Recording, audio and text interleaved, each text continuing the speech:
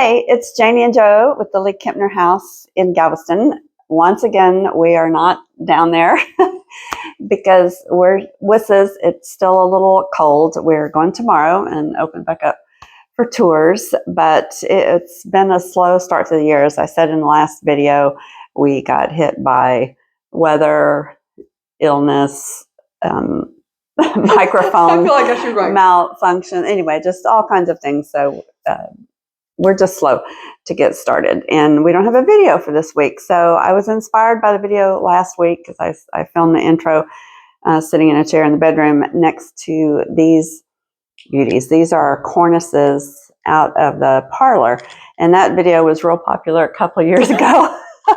When I first started work on these, you can tell I'm a little slow, but I have been working on them here at home. So I thought I'd get Joe over to grab the camera and do some close-ups and kind of show you the process of elimination I've been going through to get started on these. And actually now is a good time to leave them out because the holidays are over. We don't have any more family gatherings, and my dining room is my workspace for these guys. So I'm gonna let Joe get over there and do some close-ups here.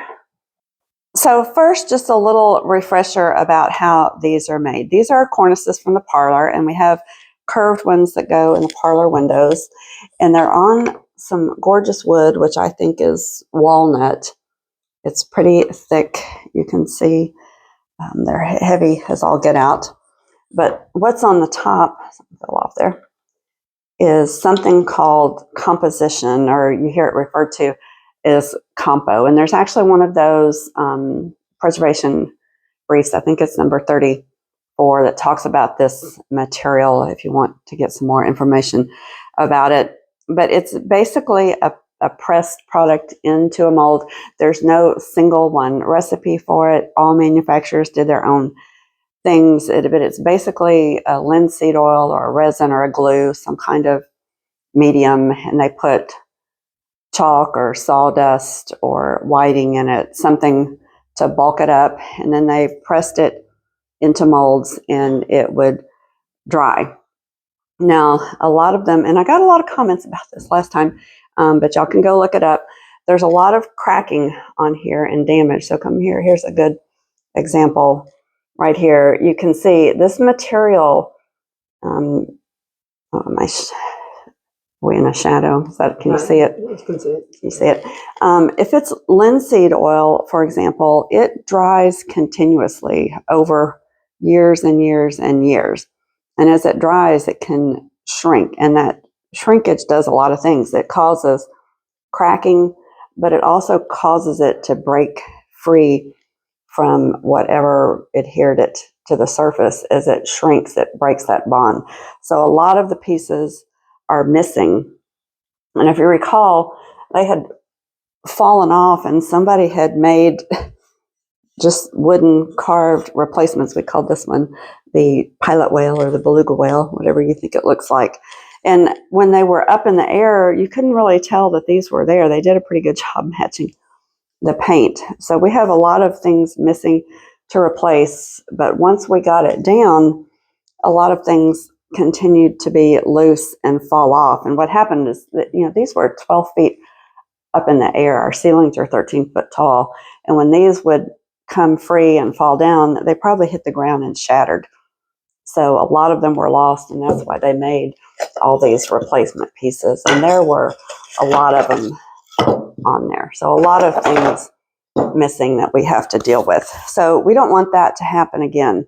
So one of the first things that I did was go through and test all these and see how well they're adhered and take off anything that was loose. Oops, see, there's one that's loose right there. That's going to have to come off. The next step is to put them back. Now, before I put them back, I wanted to test some different ways of molding because there's a lot of flexibility and options there. One thing you can do is take a piece that's fallen off, glue it down, say on a paper plate or something, and make a mold just of that piece. Now, the other thing we could do is glue everything back here as much as possible and mold bigger sections. And I got a lot of feedback on this video.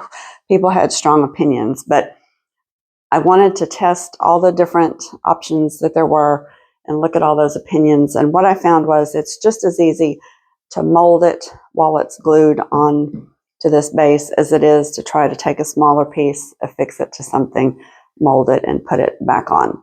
So I've decided that I want to reassemble these as much as possible, see what's missing, and then start the molding process. So to do that, I've been working on this one for quite a while. It required a lot of scraping and cleaning. You can see, look at this one over here.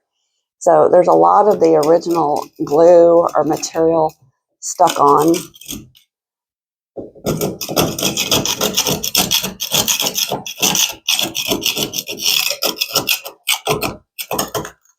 I've learned not to talk while I'm scraping because only the scraping shows up on the video.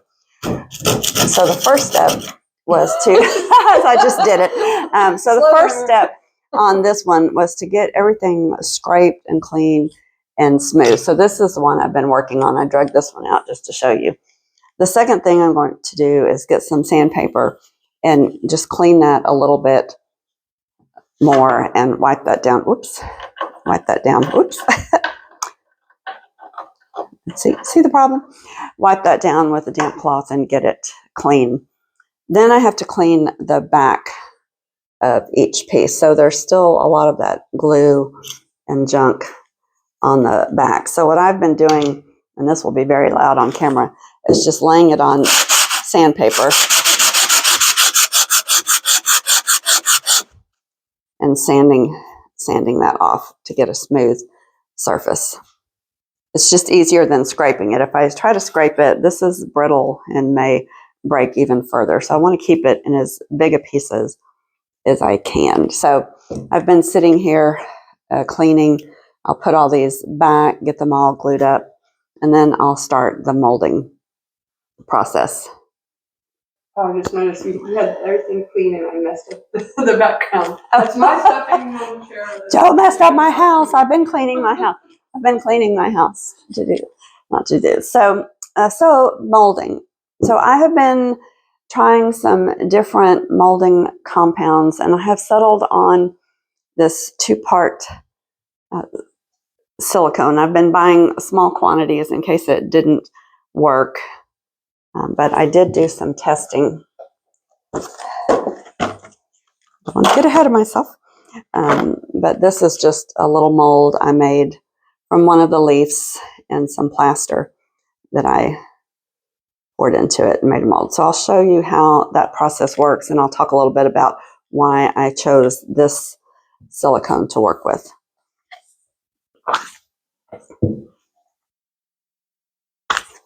First of all, it's pretty easy. With this one, you don't need gloves. I say that, and I'll probably dye my hands blue, but I don't think I used gloves the first time, and it doesn't call for it. So read your instructions and see what you have. But you more or less take equal parts and then just work them together. So it's like epoxy. It takes 2 parts to activate. So as long as they're separate, nothing happens. And you have a long work time with this, but we want to just knead it and knead it and knead it, knead it until it's one uniform color. And it reminds me of the consistency of silly putty. It doesn't really stick on your hands. You can still see I've got white streaks in there. So it does take some time. I'll make sure it's very well blended. And I think this one has a couple hour cure time. So I'll just go ahead and keep kneading.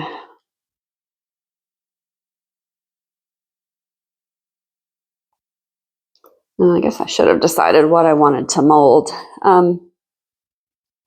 I may not be able to use this compound for everything on here, and I'll show you why.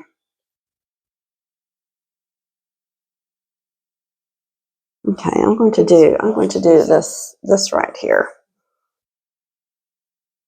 Since we're not working on that. Okay. So you just take it take the area that you want to work with. Kind of get to the side so you're not in the light. Okay. And then you just press it in. And you want to press hard and get down in all the little grooves and areas. And then I want to come over the side to give myself a level to pour plaster up to.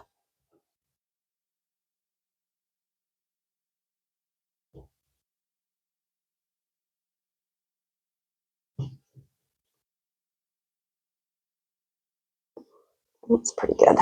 So all we have to do is let that sit there and cure. Now, part of the reason I like this one is it's relatively firm. I wouldn't say it's stiff. If it's too stiff, you can't pull it from underneath kind of these areas that are back cut.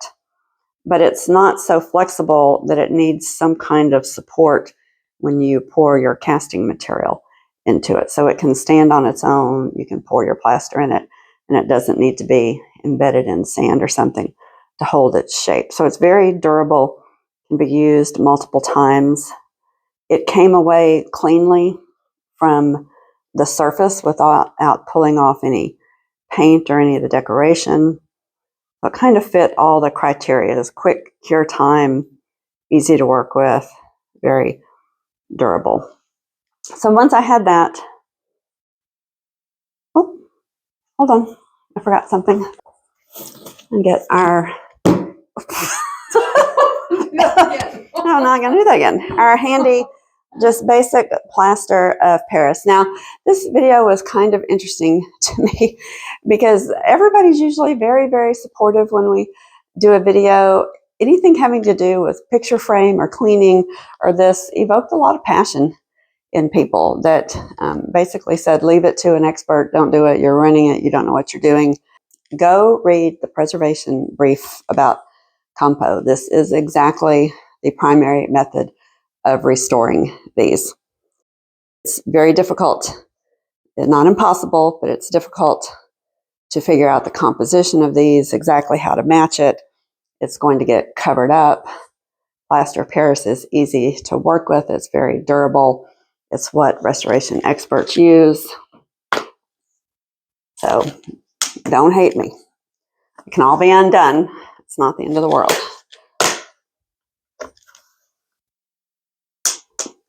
What? You need to say, I even called a man to ask him what he thought. I even called a man to ask his opinion. No, I did not. This is one of my favorite tools. It's a plastic spoon from Minchie's yogurt.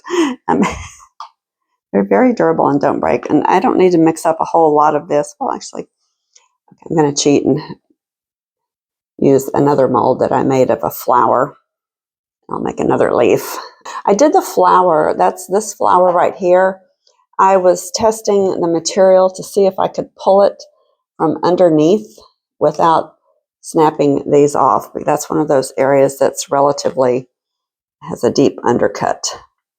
And this is where I said I'm not sure if I can use it for everything because there is, well, I can't find it on here. There are a couple of areas that have some very deep Like this rose, maybe? areas like this rose. Yeah, like the rose. So I haven't tried that yet. It's got those deep crevices between the petals. I think it will work. I may try that one next to test it, but I might have to buy one of those kind of thinner silicones that's a little more flexible to get in there. But plaster of Paris, there's no formula. You just mix it up till you get the consistency you want. And it is like, I think we talked about this when we were mixing concrete and mortar and some other things. It's like it's too dry, it's too dry, it's too dry, and all of a sudden it's too wet. So I'm just going to add a tiny bit more in and get it to the consistency I want. I want it somewhat pourable to go in all the detail, but I don't want it so thin that it takes forever to dry. Let's just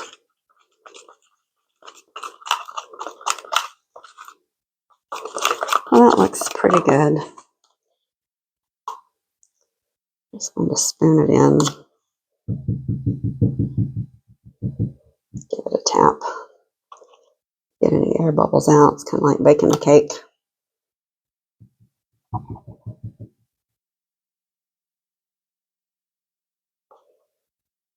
In my leaf. If I get too much, I can always sand it off or it'll drip out. All right. So those I'm just going to let, I'm going to chop that one up a little bit. Just going to let that dry, probably overnight. And when I unmold it, I'll get what I showed you before, just a replica of what was on there. You keep moving it.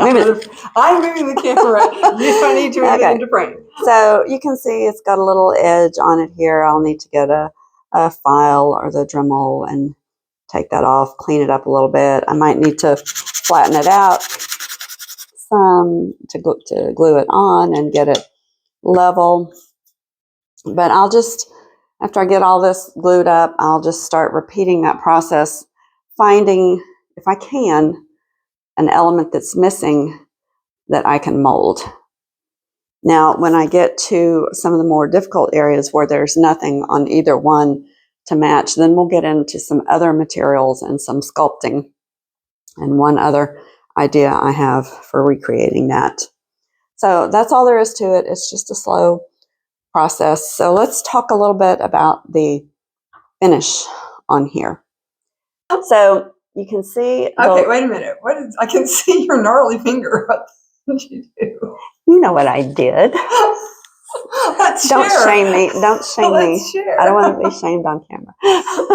Why should today be any different? It's still attached. So anyway, since Joe brought it up, I'll share my finger story with y'all at the end of the video. See the little dark bumps? That's the finish on top that has deteriorated and beaded up. Now, there's a question about the finish. Should I try to clean this off and remove all that, or should I leave it alone? Now, that process is really just trial and error. I did try a couple of places to clean that off. I started with denatured alcohol because if it were shellac, denatured alcohol would dissolve that. That did nothing, and I just took a Q-tip and worked on a little area. I then tried some lacquer thinner. That did nothing. I tried some adhesive remover. That did nothing. I've tried a few other things. I have not found anything that gets it off.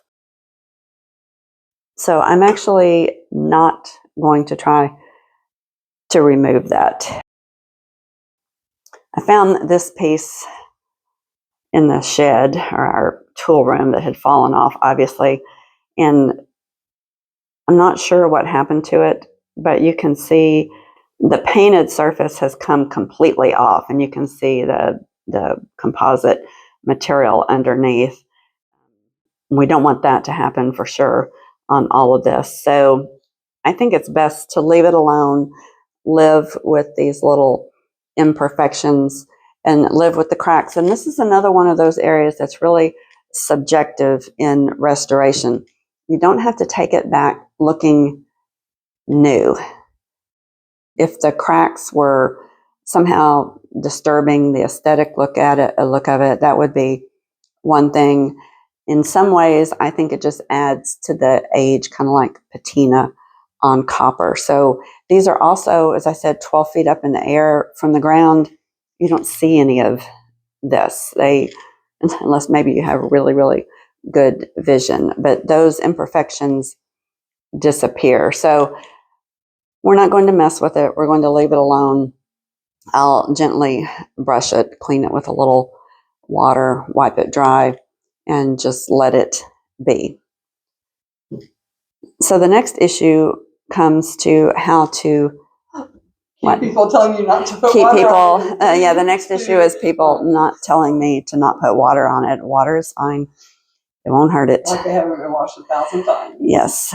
The next issue is how to color match and finish it when we're done. And I played around with that a little bit, and I came up on first try with something that just works remarkable. And I want to show you what it is. So Heather cleaned out her storeroom. I think y'all probably saw a video on that, and she brought me all kinds of things that we thought we might be able to use at the house or use in making items for our store or doing stuff. One of the things is this metallic glaze, and it's called browned brass. And I was using it on something else, and I just started looking at the color, and I thought, you know, that looks pretty good. Now look, here's some cleaner areas that are brighter versus the areas that have been really darkened with age. But I took my little flower that I had and I painted it. And first I painted it with just a craft paint in a burnt umber.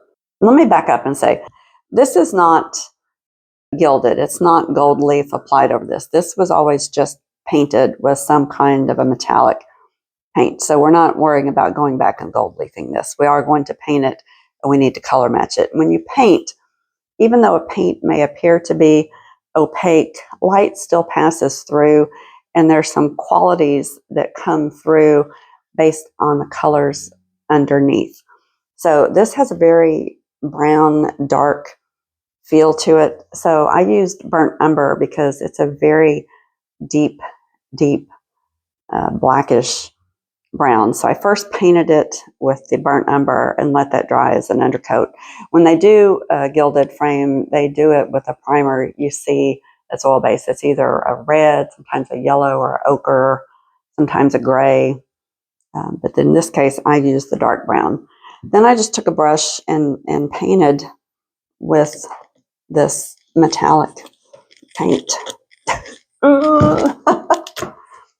And I'm not going to put the undercoat on here, but I'm going to just show you. It's a glaze and it goes on real thin. And thin is good because we have a lot of little subtle detail in here. You don't want a thick paint that will fill in the cracks and take away the detail. So a glaze is perfect. So you can see it's a little shinier because I don't have the brown undercoat on that, and it's wet, so it hasn't darkened. But look then at the little floret I did that has the brown under it. And you can see it's a very, very close match. Now it is lighter than this one that's got this aged sealer on it, but it's very, very close to what we have here. So it may be that after we repair it, paint all of the new pieces, that we thin this glaze down even more and give just a light brushing to the existing to blend them in. But I have a feeling from the ground, you would not be able to differentiate this from any of the original parts. Now we could also get a wash of the umber and touch on this with a dry brush to knock down that shine a little bit, give it a little aged look.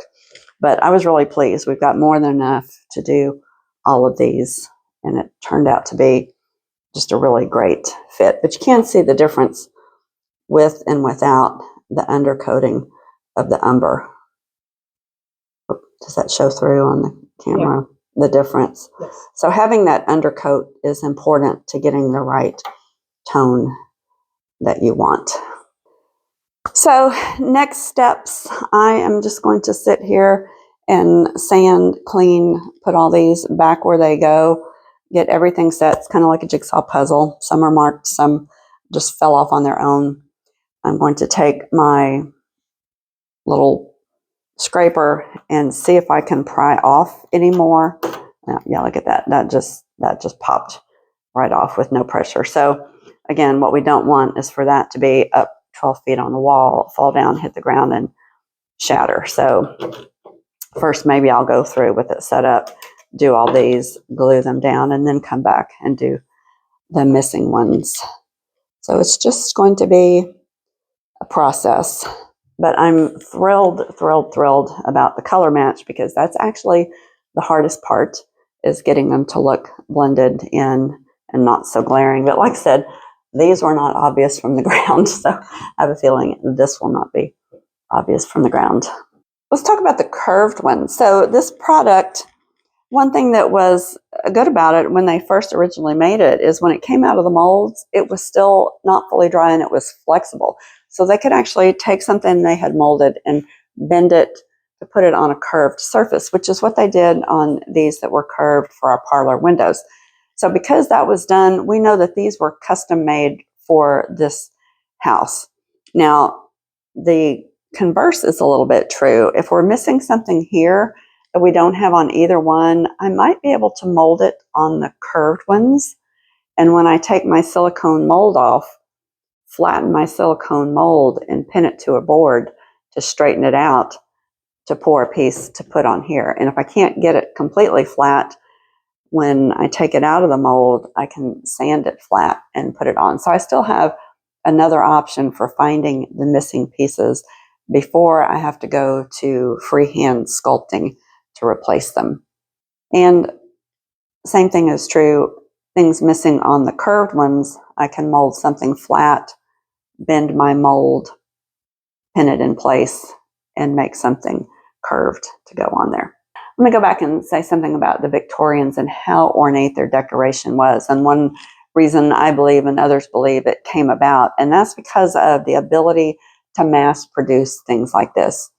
Before, a lot of things had to be hand carved and were very labor intensive.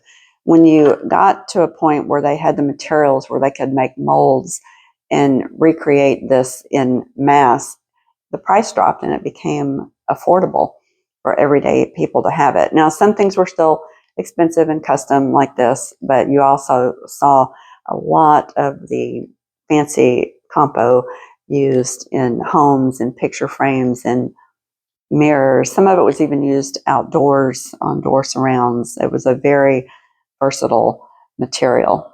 The dining room cornices, are they also composite or they wood? I don't know. Seem to be cracking. I don't know what they are. I think they're carved wood. I think they're just molding. I think it's just wood molding that was made into a cornice, because they're not cracking. They don't appear to be. And I don't know if they're original or not. It's hard to tell. They were. The style of them is. It's very different, but they were hung in virtually the same way. So maybe, I don't know, maybe they were done at the same time.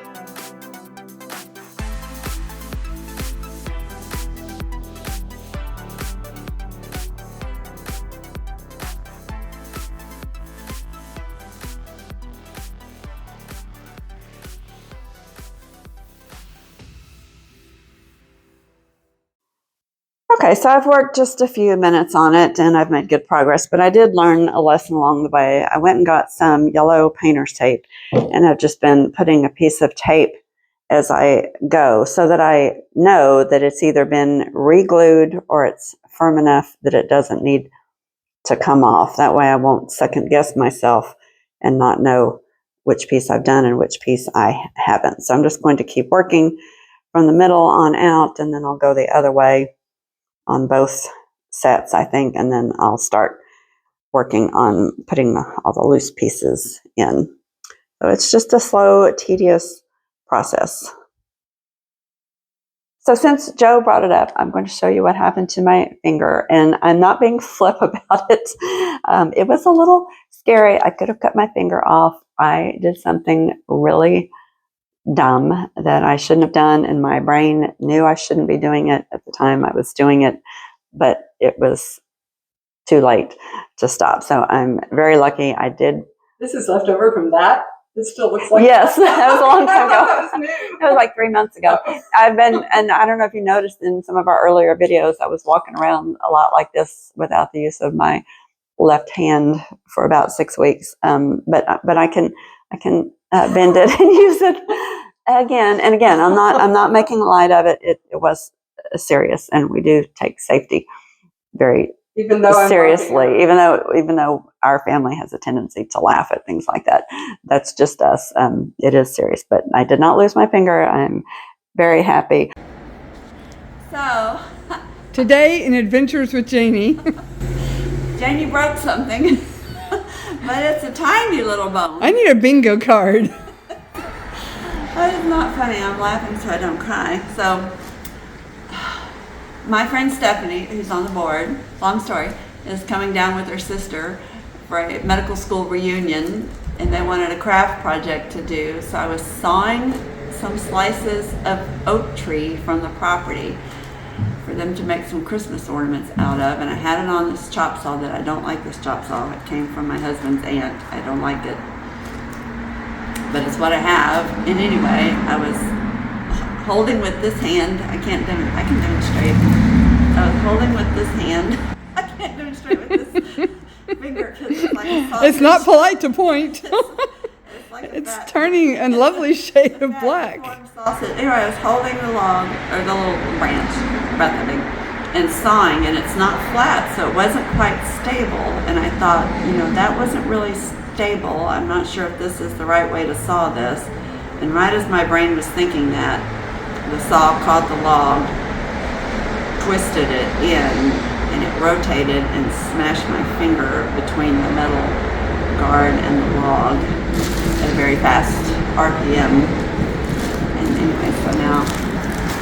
But let's talk about the positive things. Positive thing is I was wearing my safety glasses, and actually my special ones with a big giant guard on the side, because I was worried about getting something in my eye. And Joe happened to have sugar snap peas in the freezer from our Harvey food that we brought down here to try to save when we lost power in Houston. And it really hurts. And now I can't help get ready. Well, I can help with one hand. Or Oh, it hurts so bad. do we need to go to urgent care? No, they won't do anything. You sure? Is it dislocated? Does it need splinting? Or So I'll I don't know. You can't. I don't think anything's wrong with it.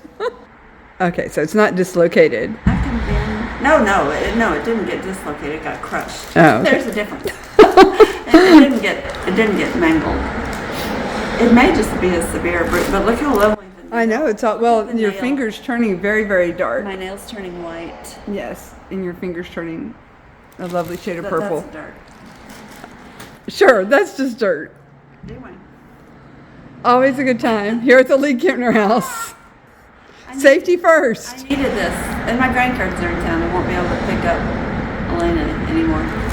Yeah, I can grab her with one arm. football carry. Oh man, I'm really mad at myself. So that's it for today. We hope to get back to work on Friday. My husband is going down. As you recall, we had a lot of things planned. The electrician was coming. My husband was going to help us work with drainage.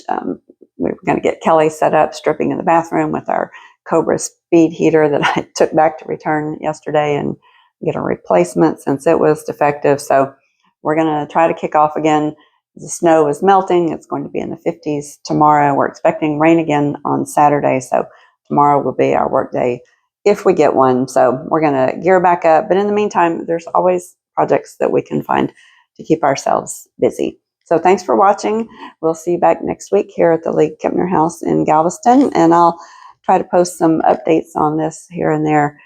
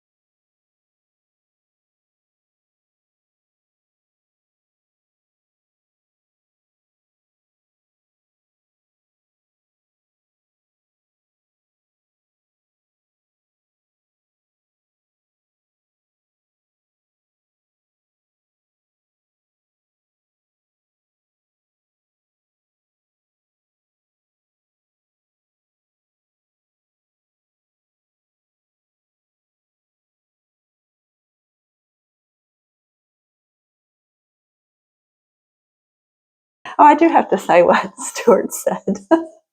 So my husband called, and I couldn't talk to him because I said, I can't talk. I had an accident. I think I can't remember what I said. I said I had an accident. I said I had an accident with the saw in my finger. I can't talk. And I hung up on him. He didn't call me back or anything. He didn't say anything. I get home and he goes, oh, I see your finger's still attached. He goes, I've been wondering. He's just so nonchalant about me and what I do. And at the same time, he's like incredibly worried about me and everything. But he's just like, he just felt like if it were really bad, I guess I would have called him back. And since he didn't hear back from me, he assumed it was okay. So anyway, thanks, honey, for caring.